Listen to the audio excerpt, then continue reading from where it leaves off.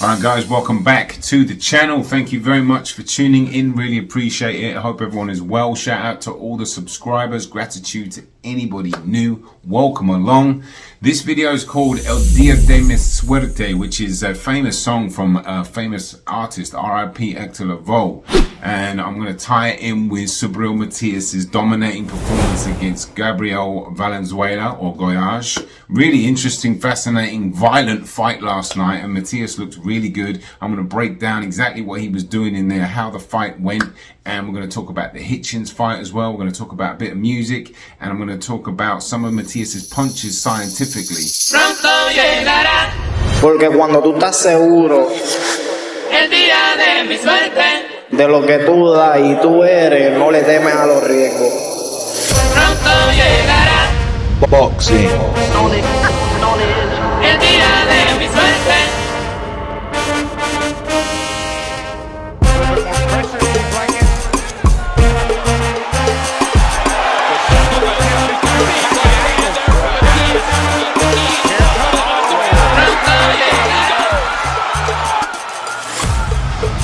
Boxing.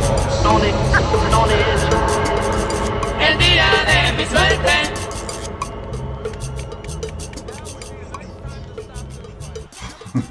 That's that Latin percussion right there. I want to talk a bit more about this song and music a little bit later, and we're going to delve into the art of this channel as well. But before we do that, let's get into this fight last night. It was really a fun watch. It was nice to see the violence back in Matias' life. That sounds a bit crazy, but that's what he's known for. He forces you to stay there. Like Look, he's on you. Like every second round we've ever seen with Matias. Blood already coming from the face of Goiás. Let's start from the beginning, right? Because Goiás, tough man, right? That was a brave performance, but he also fought a very dumb fight. Although, this is the problem, is that Matias makes you fight these fights, right? He doesn't give you any time to breathe. His punches and his speed, like his foot speed and his coordination with that is what catches guys off. I'll get into more of that in a minute, but the first round, fairly competitive. Goiás probably had his moments, probably likely won it just because he was a bit more active. Matias was being a bit more defensively responsible in the first round, and that's what a couple of the questions I had. I was like, I hope he does that. And what was his chin like, which it ended up being completely fine because he took a lot of shots. Although he's not the biggest puncher, Goiás, he still breezed past all of those shots. He didn't get hurt once, at least not from what I could see. And then how could Goiás take Matias' power? Not very well. But then by round 5, you Huge can't. left hook from Matias and Goiás, and they're running the corner. Because in the first, 2 or 3 rounds, Goiás had a bleeding face. At one point, the commentator said his face was bleeding in the 3rd round.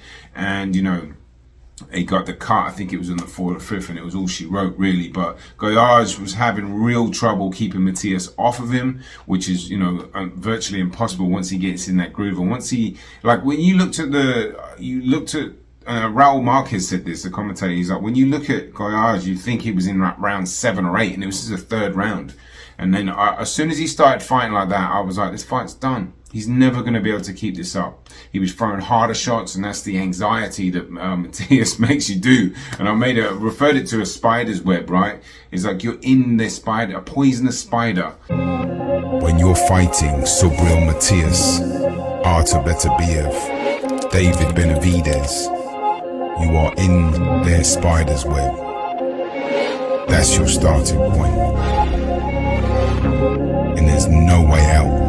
And you're a little insect, and it's just a matter of time before you squirm and you meet your demise. But look, it's obviously, hopefully he's okay. Obviously he got out early enough, but there was a time where you just think, right, this can't keep going because Matias has been down that path, and I'll touch on that in a minute because that is not in the 6th round where Al Bernstein was mentioning stuff. But 2nd round comes out, and that was an entertaining one. So was the 3rd round, back and forth action.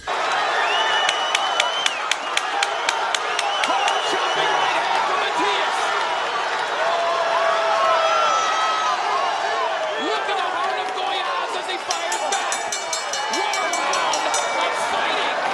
And, you know, just Matias, his jab, right, I think this is such an amazing weapon for him because it is so unorthodox and it's so long. Final 20 seconds of round 6. And he throws it in such unique fashion everywhere. And he'll throw it off the back of a left uppercut, he'll shoot a jab, and it'll just be like looking like he's off balance. He'll just ping jabs at you.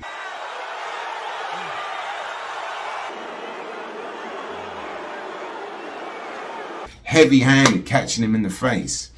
And, you know, I think that's what helps him close the distance too. And it helps him, you know, get in range to shoot his left hooks and whatever else. And, you know, he has such an amazing ability to be up so close and just to shoot arm punches with power. Pressure from Subriel Matias. The only thing that exceeds the volume of his punches. Into Goyage's face, and he was doing that a lot. But it's his jab that was just like, he's so long, right? So rangy, and his, like I said, his foot speed is very underrated. The cadence of his punches I've spoken about before, which is what causes, it's just the unorthodoxy of them, right?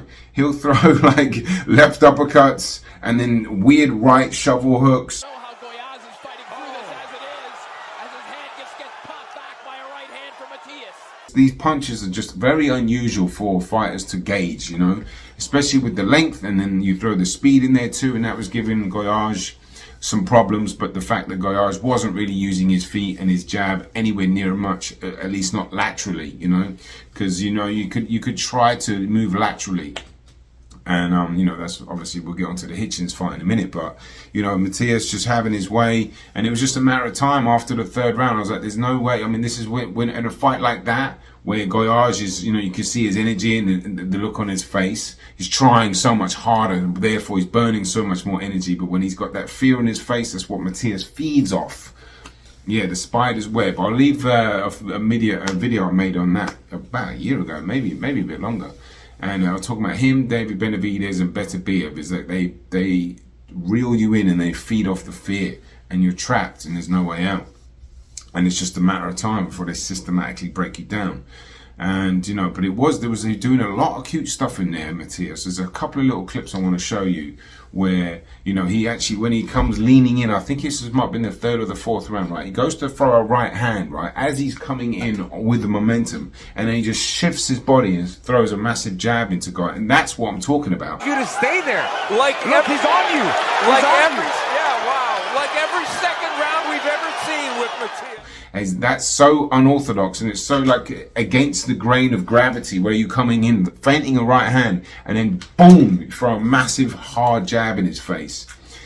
That's quite cute boxing right there, right? And I think it goes past a lot of people's heads. I don't think they see these little things that Matias is very capable of. They see the cumbersome footwork and they're like, oh, this guy can be outboxed easy.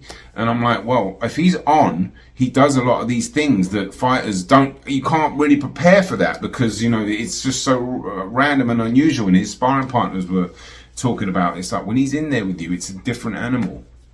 And when he's on, and, you know, it's like a beautiful sight because there's not much fighters can do. And the Hitchens fight is going to be fascinating because he does have the style to absolutely, you know, kryptonite Matias. If Matias is like, you know, well, we'll see if the power performance, if he fights like that against Hitchens, there's no way he's going to win that fight. But this looked like a much better version of him. He didn't get hurt.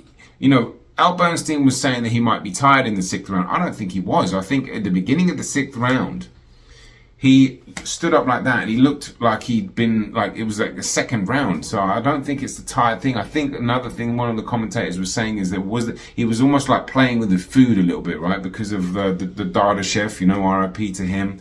Situations like that. Goyage's eye was completely busted up, bleeding. Is in a really bad place under the eyelid. If it's above there, the blood can drip and go down the side there, but when it's right there, it's a delicate part of the skin too. It just drips right into his face. It started swelling underneath. I mean, he's a brave kid, man. He really is. But you can't, you know, imagine that wasn't going through Matias's head. You know, when he's like, you know, when fighters are fighting back as well, they need saving from themselves. The corner really should have pulled him out a little bit earlier, really, because there was no chance of him really winning. if you've got a fighter in there that's got tremendous power and is hurting Matias, let's just say Djukembaev, you know, that's a good example. Even though he did end up getting pulled out, that he could have, you know, he was, you know, hurting Matias a little bit and in the fight, but Gaia didn't have that power, didn't have that, you know, strength either to keep him off and do anything. So it was just a matter of time. So you do think he probably took a 1 or 2 rounds of unnecessary punishment, really. But in the terms of Matias being tired, I think he realized that the guy couldn't hurt him. It was just a matter of time.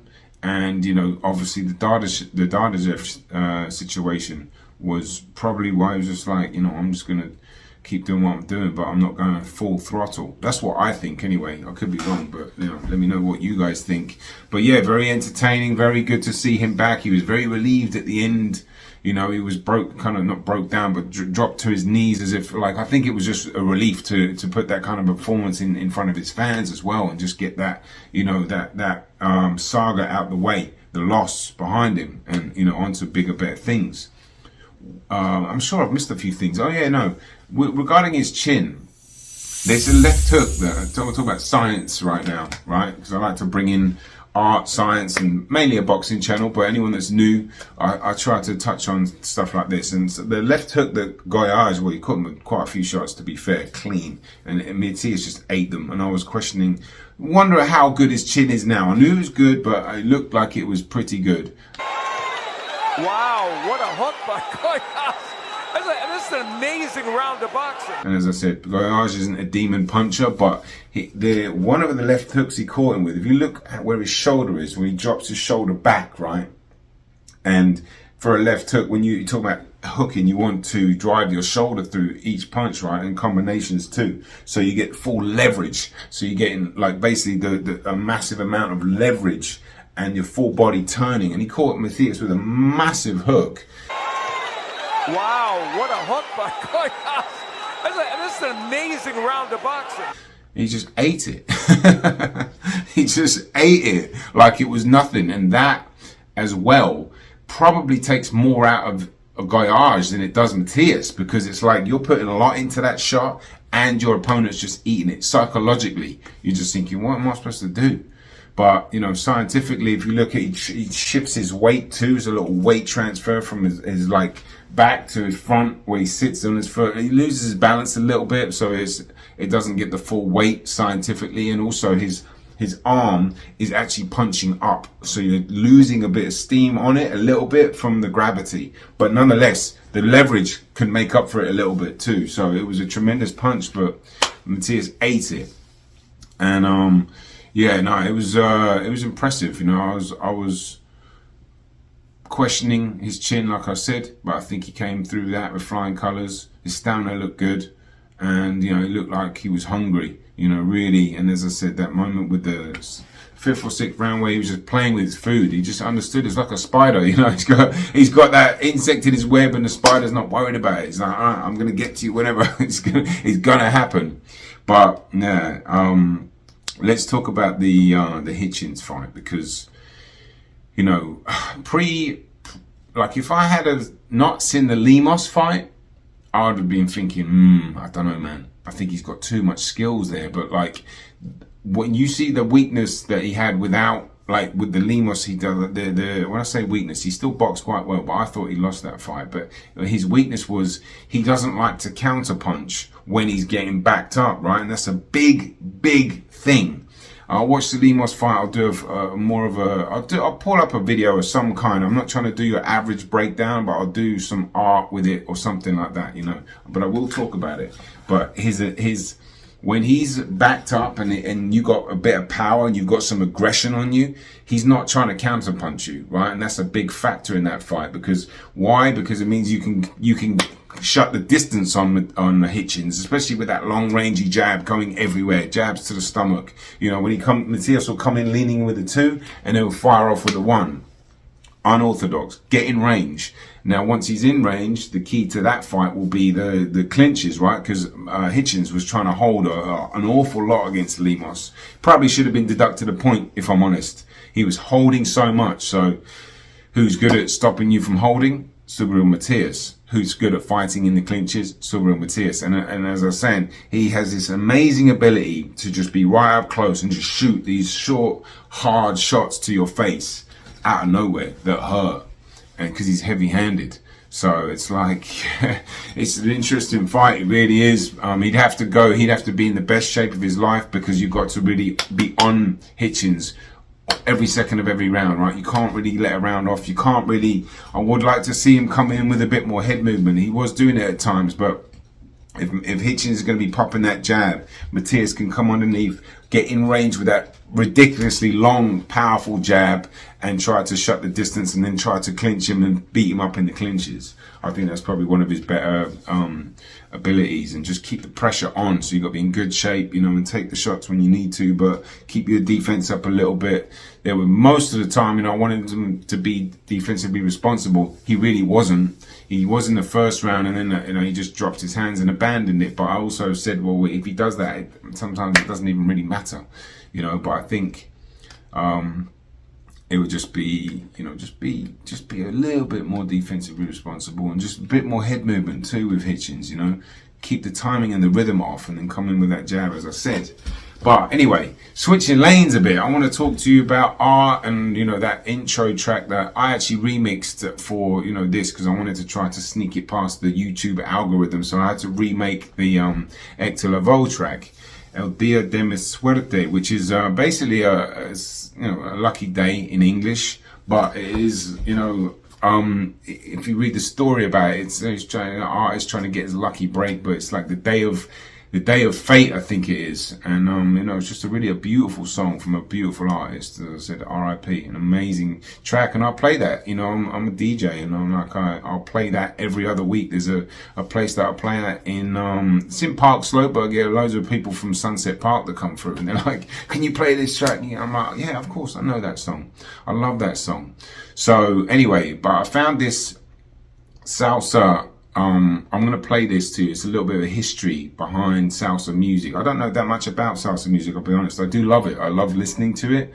But in terms of where it came from, let me play this video, because I found it fascinating. Salsa es ritmo, rhythm.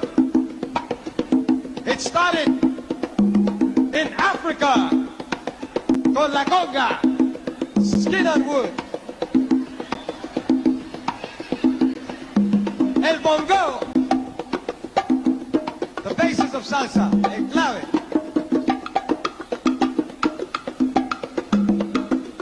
El ritmo de África al Caribe, Puerto Rico, Santo Domingo, Cuba, México, Sudamérica. Here mixed with the Indian, el timbal.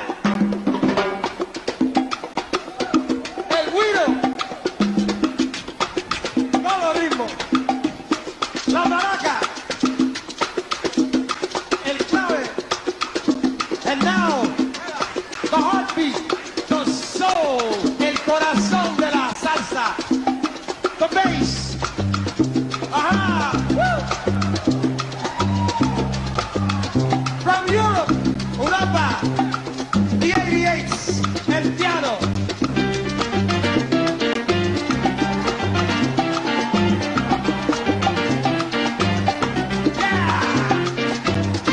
Sons and daughters came to the United States, here with the influence of jazz, the brass.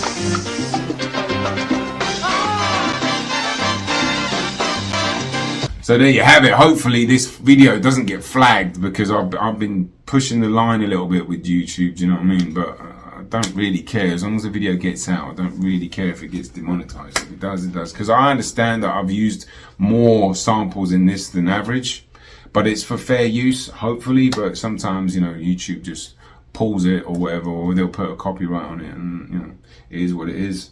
But hopefully you guys enjoyed the video, and as I said, moving forward, this is the theme for what I'm doing. I'm going to use my artistic background and just do, you know, videos, how you say, from the corazón, from mi corazón, from my heart, for the people.